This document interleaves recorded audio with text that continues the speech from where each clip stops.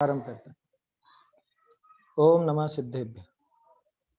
मंगलमय मंगल करण वीतराग विज्ञान, नमो ताहि जाते भये अरहंतादि महान।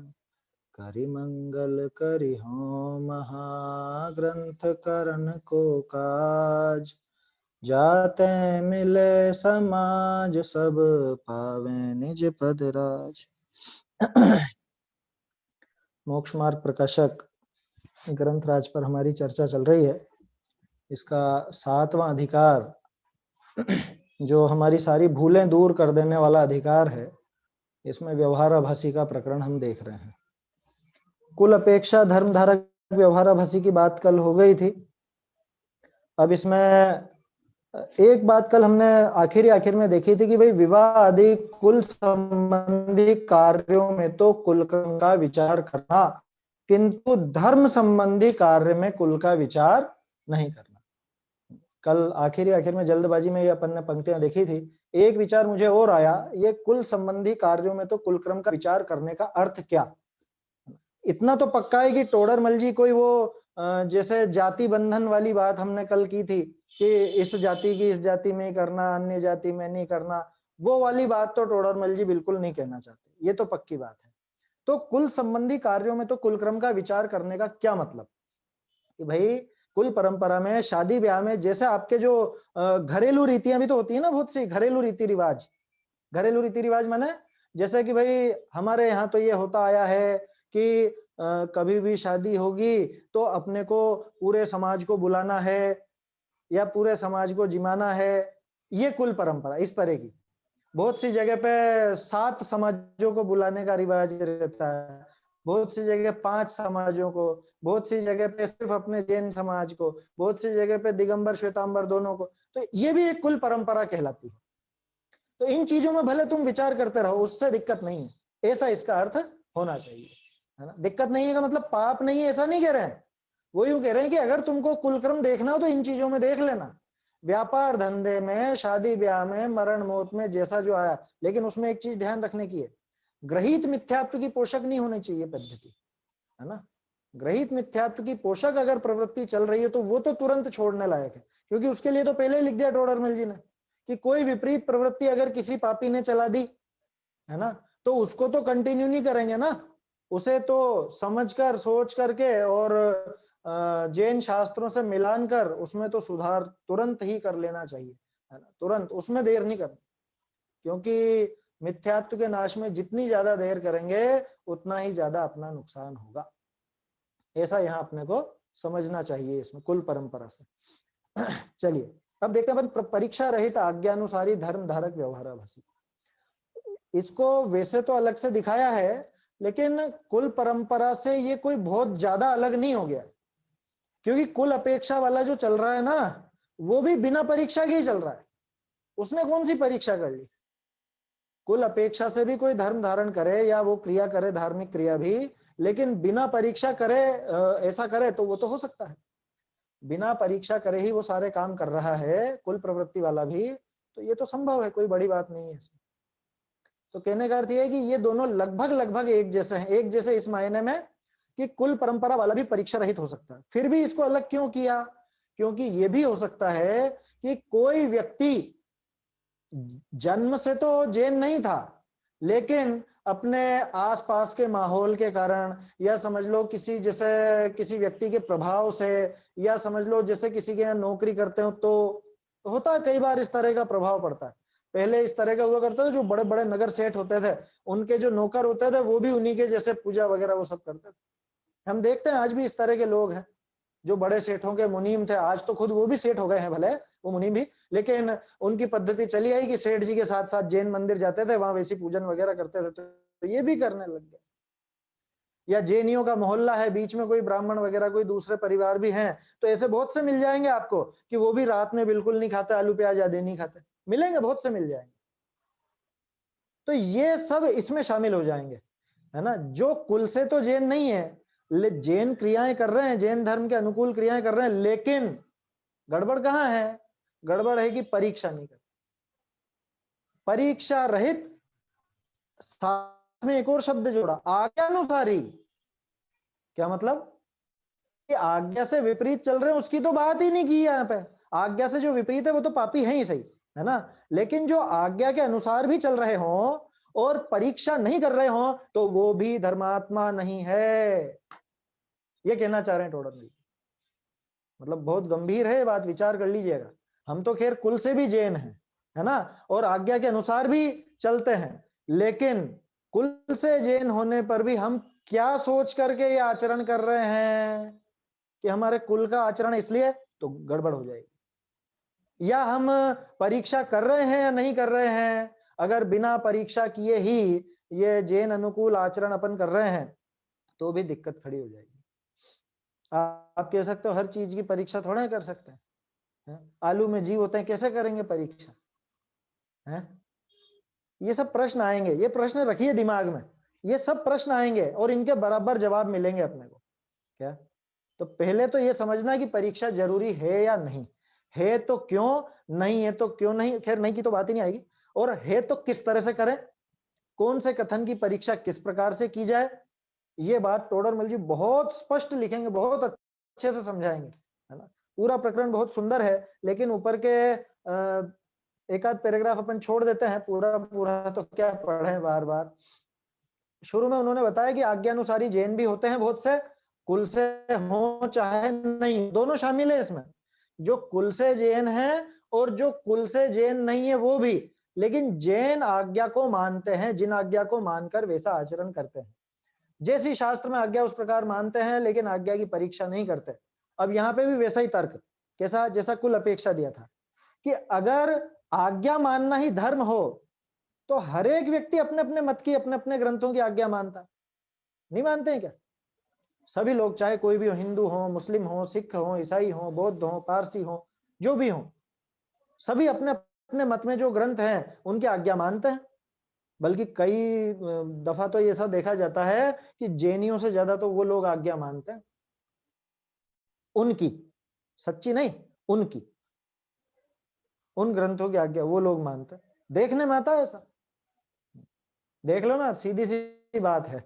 जैसे मान लो सरदार जी होते हैं, है ना, सिख होते हैं, तो वो सब जो भी उनके धर्म में कहा गया है, वो पगड़ी रखना, कटार रखना, कृपाण, कंघा वगैरह, वो सब जो बताया गया है, या लंगर में सेवादारी करना, ये सब चीजें वो करते हैं। अपने यहाँ कहाँ करते हैं इस तरह से, है? साधर्मी की सहायता की बोलो तो सब पता नहीं क्या सोचने लग जाते हैं, दान का बोलो तो उसमें विपरीत चलते हैं, रात्रि भोजन छोड़ने का बोलो तो वो नहीं मानते। अच्छा, आपने नोट की एक बात, सभी धर्म वाले, सभी मत वाले, उनका अलग अलग वेश स्पष्ट नजर आ जाता है, वो पहचान में आ जाते हैं।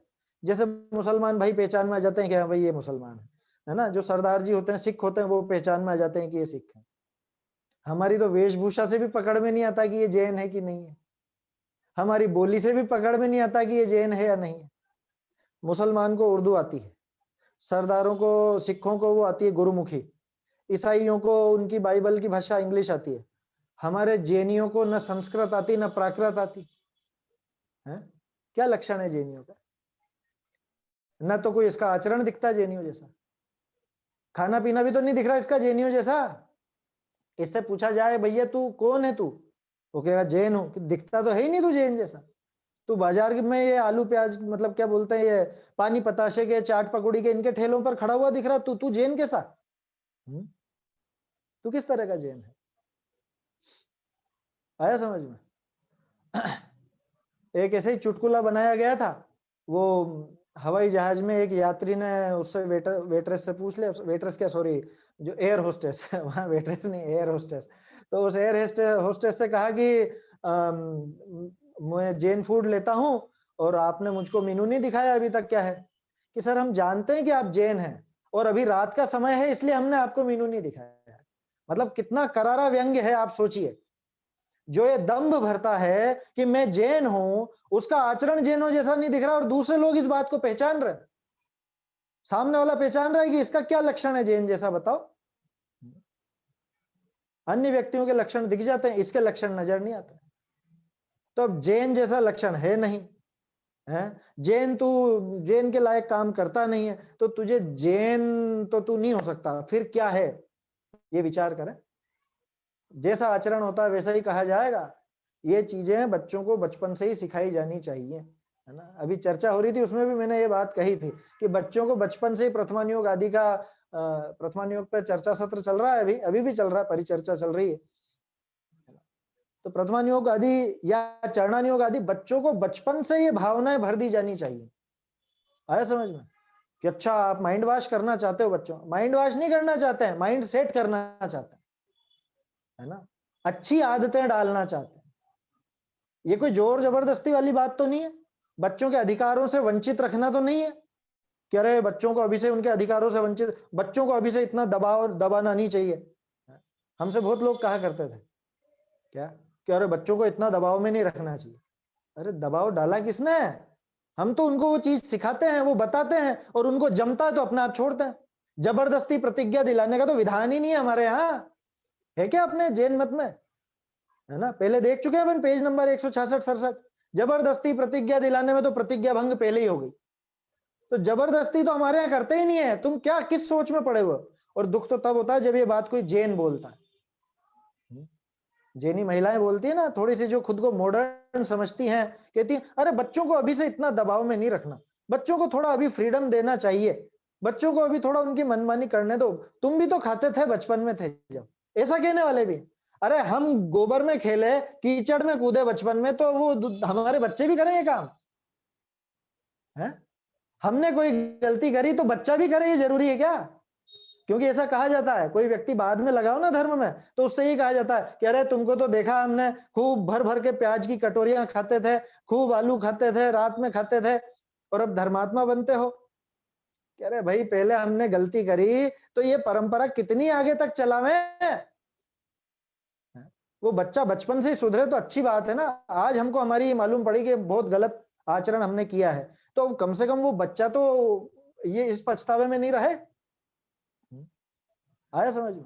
इसमें कोई फ्रीडम खत्म नहीं की जा रही है, कोई बच्चे की स्वतंत्रता या बच्चों के वो मानवाधिकारों का कोई हनन नहीं है, है ना। बहुत से लोग इस तरह की बातें करते हैं, थोड़ी सी बातें सुनने में बहुत अच्छी लगती है उनकी, लेकिन वास्तविकता से कोसों दूर है, और बिल्कुल अपने बच्चों को बिगाड़ने के मार्ग पे लगाती हैं वो माएं, जो ये कहती है ना कि बच्चों को बचपन से इतना नहीं दबाना, या अभी से क्या, वो बड़े होंगे तब सीखेंगे। अरे तुम सिखाना ही नहीं चाहते हो, सीखेंगे कहां से? तुम सिखाना चाहते होते तो सीखते। और हमेशा ध्यान रखिए, वो जो कुम्हार होता है ना, वो जब तक मिट्टी गीली है तब तक चाहे जैसा आकार दे सकता है, जैसा आकार देना चाहे वैसा दे सकता है। एक बार वो मिट्टी सूखने लगी, कड़क होने लग गई, उसके बाद तो आप चाहो तो भी कुछ नहीं हो सकता, फिर तो वो मटका टूटेगा और कुछ नहीं होगा। अगर गलत बन गया तो फिर टूटेगा ही टूटेगा, उसका शेप बदलने जाओगे तो अच्छा यही है ना कि जब तक मिट्टी गीली है तब तक उसको आकार दे दिया जाए। इसमें कोई स्वार्थ की भावना नहीं है, अपने लिए क्या चाह रहे हैं, अलग से कुछ स्वार्थ है क्या इसमें? ये तो परमार्थ है। अरे सीधी सी बात है, आप बच्चे को सुखी देखना चाहते हो या नहीं? कब देखना चाहते हो, बुढ़ापे में या बचपन से ही? और आपको ये पक्का विश्वास है या नहीं कि ये जो मार्ग है ये सही है, इससे सुख मिलेगा? अगर आपको ये पक्का विश्वास है कि ये धर्म मार्ग ही सच्चा है, इससे ही सुख मिलेगा और कोई सुखी होने का मार्ग नहीं है, तो फिर अगर आप वास्तव में ये विश्वास करते हो और अपने बच्चे को सुखी देखना चाहते हो, तो सुखी होने का मार्ग कब दोगे उसको? ये गंभीरता से विचारनीय बात है ना। जो भी लोग ये सुन रहे हैं समझें इस चीज को और इस गंभीरता को। YouTube पे चाहे यहाँ पर, हो सकता है आपको ऐसा लगा अरे बच्चों पर थोड़ा इसमें कठोर होना पड़ेगा, किसी किसी जगह पे मामूली सा अगर होना भी पड़े तो क्या दिक्कत है? आप स्कूल के मामले में होते हो या नहीं होते? बच्चा कहे कि नहीं नहीं आज स्कूल नहीं जाना है, आज तो घर पे ही रहूंगा, ये कैसे नहीं जाएगा स्कूल? है, वो माए उसकी पिटाई कर देती है स्कूल जाने के नाम पे, और मंदिर जाने की मना करे, वाह चल ठीक है कोई बात नहीं है? इससे पता चल जाता है कि आपकी रुचि किधर की है। खैर ये सारी बातें तो दूसरी थी, है ना। अपनी तो बात ये चल रही है कि बच्चों को बचपन से ही वो चीजें सिखाएं और परीक्षा करने की उनकी आदत डालें। वो प्रवृत्ति उनकी बन जावे, उनके दिमाग में सेट हो जाए कि अपने को काम तो यही करना है, लेकिन इसलिए नहीं करना है कि हमारे बड़े बूढ़े करते थे, या इसलिए नहीं करना है कि हमारे शास्त्रों में लिखा है। अच्छा मान लीजिए आप जमीकंद क्यों नहीं खाते हो? ये हमारे शास्त्रों में लिखा है साहब। अच्छा मान लो कोई शास्त्र ऐसा आ जाए जिसमें लिखे कि आलू प्याज आदि खाने में कोई दिक्कत नहीं है, इनके अच्छा आलू में तो दिक्कत है, आलू के चिप्स में दिक्कत नहीं है। ऐसी बातें बहुत से लोगों ने लिख दी। क्यों लिख दी? कि वो तो सूख जाता है, सूखने के बाद उसमें जीव नहीं रहते हैं, आपने उसके वो टुकड़े कर दिए, अब सूख गया, अब जीव नहीं है तो आप खा सकते हो। ऐसा लिख दिया बहुत सी जगह। अब बोलो आपके दिमाग में तो वो भी एक तरह से शास्त्र है ना जो उसने लिख करके छापा दिया। अब आप क्या कहोगे? कोई व्यक्ति कह देगा देखो देखो शास्त्र में लिखा है, हम तो जिन आज्ञा के अनुसार चल रहे हैं, आलू की सब्जी नहीं खा रहे हैं, आलू के चिप्स खा सकते हैं। अगर परीक्षा रहित रहेगा तो ये दिक्कतें खड़ी होंगी। इसलिए बहुत जरूरी है। एक छोटा सा उदाहरण दिया है मैंने तो, आलू के चिप्स का छोटा सा उदाहरण दिया, क्योंकि ऐसा हो चुका है। बहुत से विद्वानों ने इस तरह की व्याख्याएं लिख दी हैं। अब सामान्य लोग ये तो समझते ही नहीं है कि ये चीज जिनवाणी है या नहीं है। या मान लो गाथाएं तो क्या चल रही थी और उन्होंने अपने मन से कुछ विशेषार्थ लिख दिया, कुछ और उसमें विशेष खुलासा लिख दिया, अपने मन से भावार्थ लिख दिया। अब लोग क्या कहते हैं, अरे हमने तो पढ़ा है उस शास्त्र में, उन आचार्य का ग्रंथ है। अरे भैया आचार्य ने मूल गाथाएं लिखी है, मूल श्लोक लिखे हैं, तुम क्या पढ़ के बोल रहे हो ये बात? उसकी वो व्याख्या, वो टीका, ये सारी चीजें हमें परीक्षा करनी पड़ेगी। आया समझ में?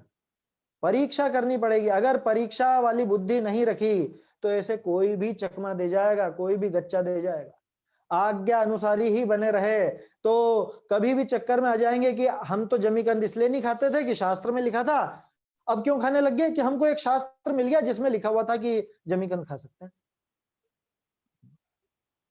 एक बात बताऊं, द्विदल के संबंध में बहुत चक्कर चलता है वो शास्त्र प्रमाण का, कि नहीं हम दूध से नहीं मानते।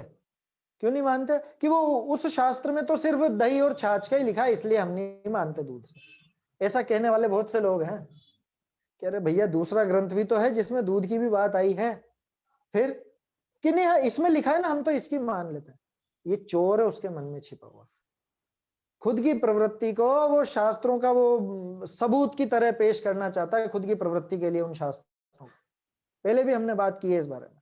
अपने आचरण को वो शास्त्रों के हिसाब से सही ठहराना चाहता है, सही बनाना नहीं चाहता। इसलिए परीक्षा करना बहुत जरूरी है ना। मैंने दो चार उदाहरण दिए हैं आपको, अभी आगे पूरा विस्तार आएगा। परीक्षा कैसे करनी, कैसी करनी, किसकी करनी, क्यों करनी, ये सब चीजें बताएंगे टोटल में। तो इसलिए परीक्षा करके जिन वचन की सत्यता पहचान कर जिन आज्ञा मानना योग्य है, जिन आज्ञा मानना योग्य है, लेकिन कैसे? परीक्षा करके। स्पष्ट लिखा ना यहां, मानना तो यही है, ऐसा नहीं है कि कुछ और बात माननी है। माननी तो जिनेंद्र भगवान की ही आज्ञा है, लेकिन कैसे माननी है? परीक्षा करके। अभी आपके दिमाग में बहुत प्रश्न खड़े होने चाहिए, क्या कह रहे जिनेंद्र भगवान ने कही और हम उसकी परीक्षा करेंगे, या जिनेंद्र भगवान ने कही और उसके बारे में हम ऐसा क्यों, क्या, कैसे लगाएंगे? ये तो शंका हो जाएगी। ऐसे प्रश्न आएंगे अभी आगे। टोडरमल जी ने इन सब प्रश्नों को उठाया, इसलिए प्रकरण बहुत सुंदर है।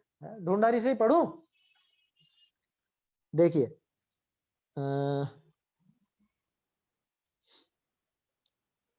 परंतु आज्ञा की परीक्षा करते नहीं, सो आज्ञा ही मानना धर्म होई। तो सर्व मत वाले अपने अपने शास्त्र की आज्ञा मान ही धर्मात्मा होई। ताते हैं परीक्षा करी जिन वचननी को सत्यपनो पहचानी, जिन आज्ञा माननी योग्य है।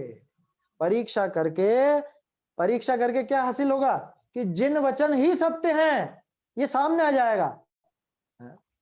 जैसे बहुत से बच्चे होते हैं ना, वो रटते हैं, समझते नहीं है, तो कभी कोई उनको दूसरी चीज सिखाने वाला आ जाए, कुछ ऐसे बड़े तर्क दे दे या बता दे कि नहीं नहीं ये गलत है, तो वो दूसरी चीज रटने लग जाएगा। लेकिन जिसने समझ करके वो विषय समझा है, उस विषय को ग्रहण किया समझ करके, वो गड़बड़ाता नहीं।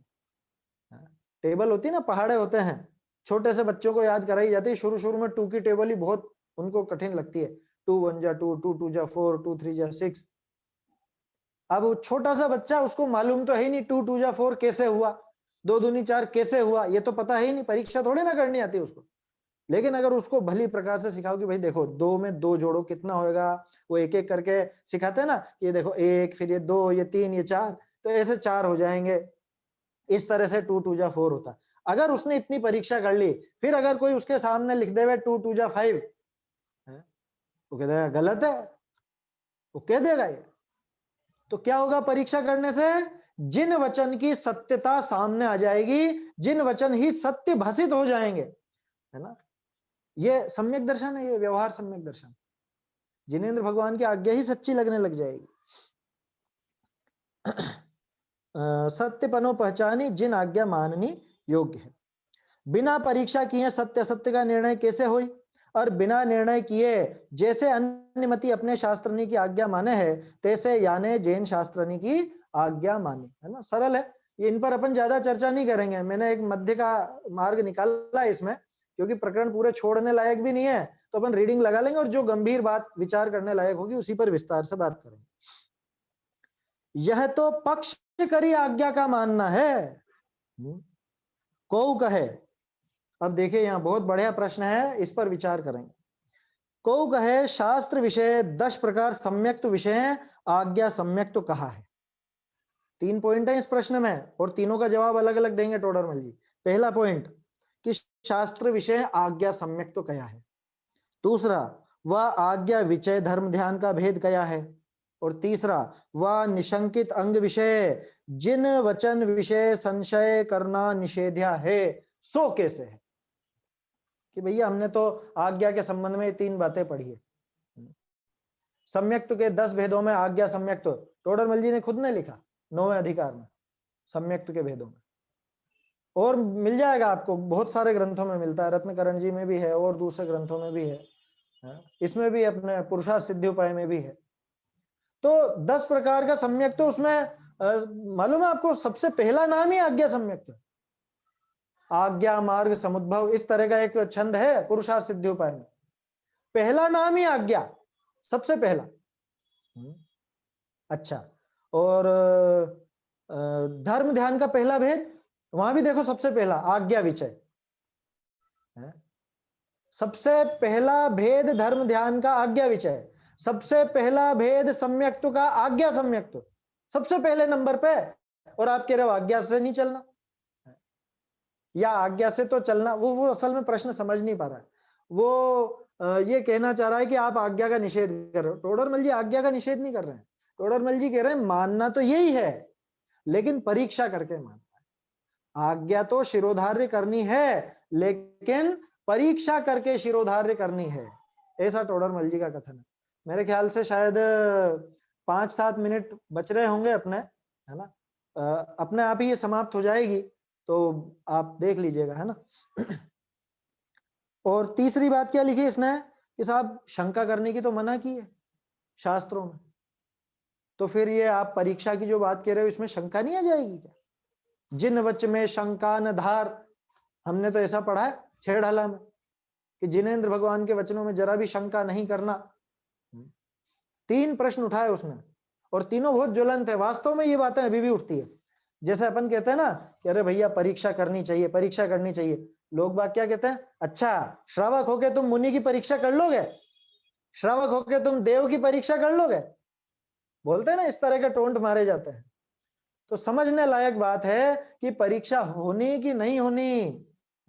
अरे शंका का दोष लगेगा अगर तुम ऐसी परीक्षा करोगे तो।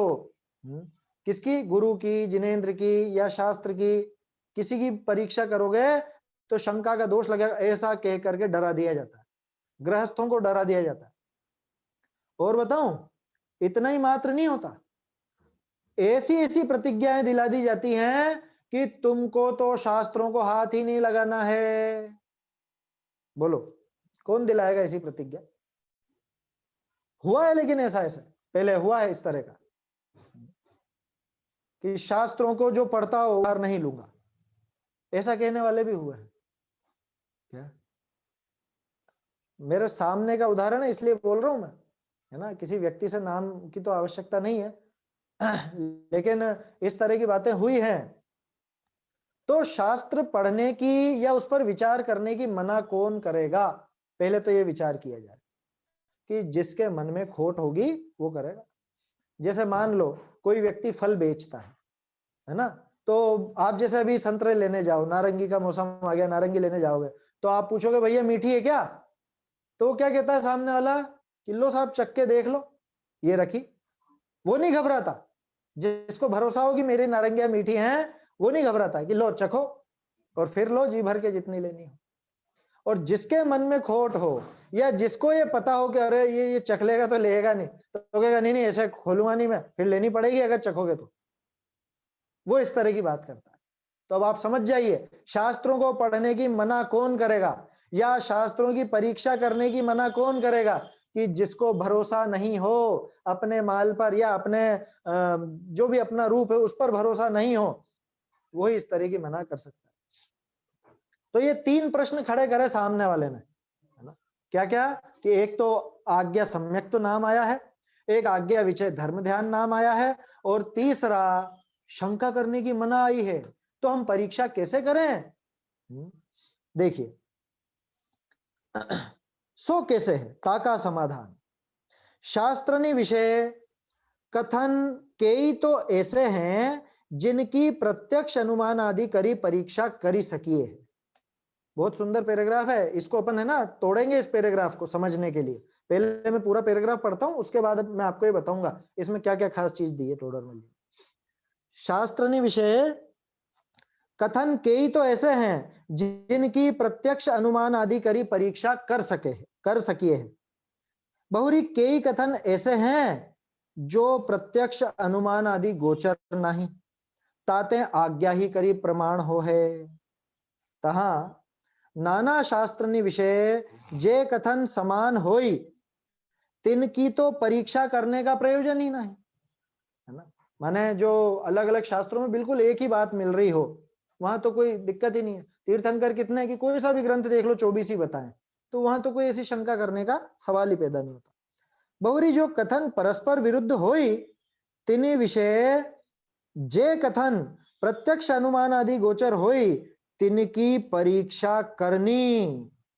तहा जिन शास्त्रनी के कथन की प्रमाणता ठहरे, तिन शास्त्र विषय जे प्रत्यक्ष अनुमान गोचर नहीं, ऐसे कथन किए हुई तिनकी भी प्रमाणता करनी।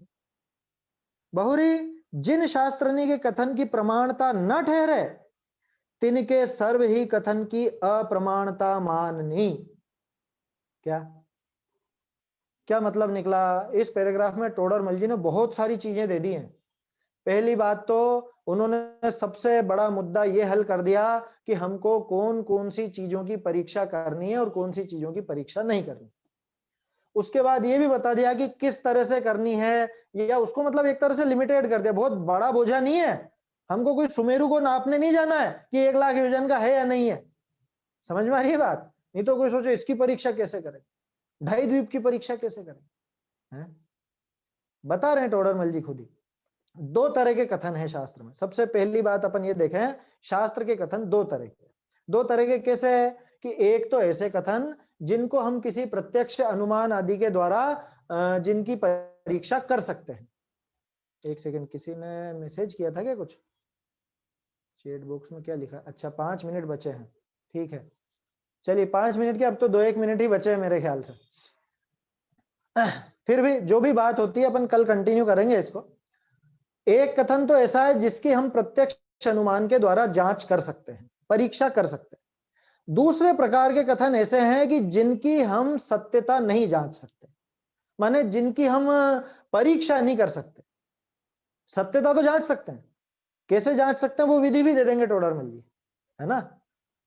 एक कथन तो ऐसा कि जो हम प्रत्यक्ष अनुमान के द्वारा नहीं जांच सकते, दूसरा कथन ऐसा कि जो हम प्रत्यक्ष अनुमान के द्वारा जांच सकते हैं। तो जो जो चीजें हम जांच सकते हैं उनकी तो परीक्षा कर लेनी। आया समझ में? है ना? उसमें तो कोई शंका है ही नहीं कि जिन जिनके हम प्रत्यक्ष और अनुमान के द्वारा जांच कर सकते हैं, परीक्षा कर सकते हैं, उनको तो जांच लेना। जैसे एक छोटा सा मैं पहले मुख्य बात बता देता हूं आपको। देखो किस्मत की बात यह है कि जिनकी परीक्षा करने को हमें कहा गया है ना, वही हमारे प्रयोजनभूत चीजें हैं। मतलब गजब की बात ये देखो आप, सम्यक दर्शन में मुख्य क्या है? देव, शास्त्र, गुरु और सात तत्व। और देव, शास्त्र, गुरु की परीक्षा की जा सकती है, सात तत्वों की परीक्षा की जा सकती है। मतलब कितना बड़ा सहारा हो गया कि जिनके श्रद्धान बिना सम्यक दर्शन ज्ञान चारित्र नहीं हो सकता था, वो उनकी परीक्षा करना हमारे हाथ की बात है। हम कर सकते हैं उनकी परीक्षा। ऐसा नहीं कहा कि बहुत सी कोई असंभव सी बात हो, उसकी परीक्षा करने को कह दिया और तभी जाकर के सम्यक दर्शन होगा, कि नहीं तुमको तो सुमेरु को नापना पड़ेगा तभी सम्यक दर्शन होगा, ऐसा नहीं कहा। मतलब ये कितना बड़ा प्लस पॉइंट है, आप सोचिए। हमें परीक्षा करनी ही सिर्फ उनकी है कि जो वास्तव में हमारे काम के हैं, है ना? करनी उनकी नहीं जिनकी हम कर सकते हैं। परीक्षा संभव है उनकी, असंभव नहीं है। और जो हमारे लिए प्रयोजन के नहीं है, उनकी परीक्षा असंभव हो चाहे संभव हो, उससे इतना फर्क नहीं पड़ता। तो क्या कह रहे हैं, शास्त्रों में कितने कथन ऐसे हैं। पहला तो जिनके प्रत्यक्ष अनुमान आदि द्वारा परीक्षा कर सकते हैं। दूसरा, कोई कथन ऐसे हैं जो प्रत्यक्ष अनुमान आदि गोचर नहीं है, इसलिए आज्ञा ही से प्रमाण होते हैं। ये साथ में लेकर के चल रहे हैं टोडरमल जी। क्यों? क्योंकि प्रश्नकर्ता ने वो आज्ञा विचय धर्म ध्यान और आज्ञा सम्यक तो और शंका नहीं करना, वो सारी बातें